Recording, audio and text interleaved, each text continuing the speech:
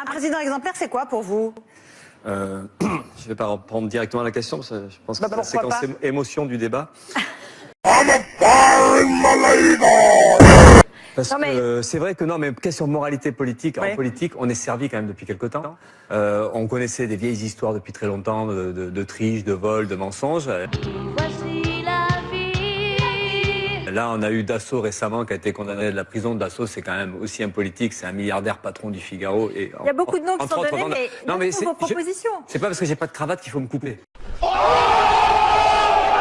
Oh non, voilà. Bon. Pas du tout. Donc la question, c'est déjà parler de ça, de la situation. Donc Dassault, je disais, donc je reprends. Hein, il fait pas de prison parce que le monsieur est un peu trop vieux.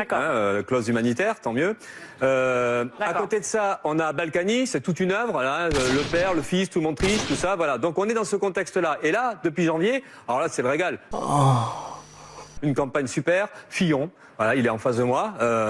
Ça va chier!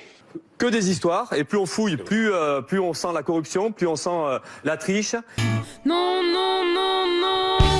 Et à côté de ça, donc, en plus, c'est des bonhommes qui nous expliquent qu'il faut la rigueur, qu'il faut l'austérité, et eux-mêmes, ils piquent dans les caisses publiques, donc il y a quand même un petit problème de ce côté-là. Là, après, vous pourrez parler. Poutou, non, monsieur Fillon, vous pourrez parler après. Pas comme ça. Oui, d'accord. Hein Oui. Ah, merci.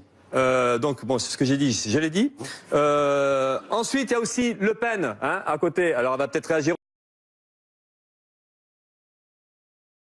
Mais Le Pen, pareil, on pique dans les caisses publiques. Alors là, c'est pas... What? C'est pas ici, c'est l'Europe. Alors l'Europe, pour quelqu'un qui est anti-européen, ça gêne pas de piquer de l'argent de l'Europe. Et le pire, c'est qu'en plus, le FN, qui se dit anti-système, ne s'emmerde pas du tout, se protège grâce aux lois du système, grâce à l'immunité parlementaire. Et donc nous refuse d'aller aux convocations policières, donc peinard. Paisible. À la fraîche. Donc là, tout ça, ça illustre... Ce coup-là, vous êtes pour la police. Ça illustre, ouais, quand nous on est convoqués par la police, nous, vous voyez, par exemple, on n'a pas d'immunité ouvrière. Désolé, on y va.